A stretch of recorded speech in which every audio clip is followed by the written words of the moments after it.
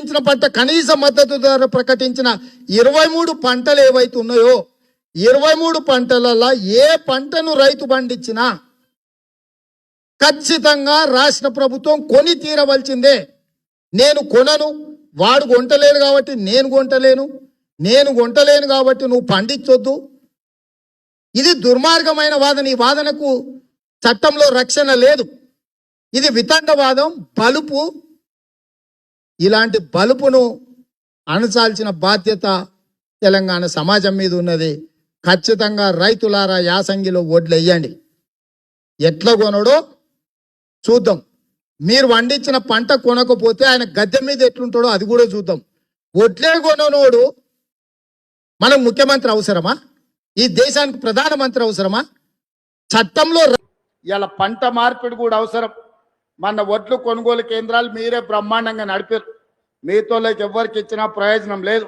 కానీ వడ్లు మొక్కజొన్నలు మన సమస్యలు తీరువవు, సమస్యల్ని పెంచుతున్నాయి. పంట మార్పిడి మీద మా ఆడబిడ్డలే నీ రైతు వేదికల దగ్గర పోయి చెప్పి రావాలి. మీకు అవసరమైన సమాచారాన్ని ప్రభుత్వం అందిస్తుంది. కందులు, మినుములు, పెసర్లు, వివిధ పప్పు ధాన్యాలు పండించేటట్టు రైతులను కార్యోన్ముఖులను చేయండి. కూరగాయలు పండించండి, కొత్తిమీర, కరివేపాకు పండించండి. అదే విధంగా మంచి మంచి పంటలు పండించి పండ్లు పండిస్తే, పండ్ల తోటలు పెట్టిస్తే ఎగుమతులు చేయొచ్చు.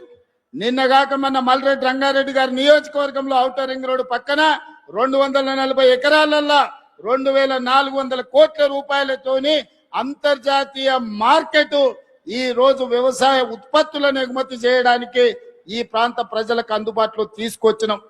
వ్యవసాయం అభివృద్ధి జరగాలంటే పంట మార్పిడి జరగాలి. లాభసాటి వ్యవసాయం చెయ్యాలి. లాభసాటి వ్యవసాయం చెయ్యాలి.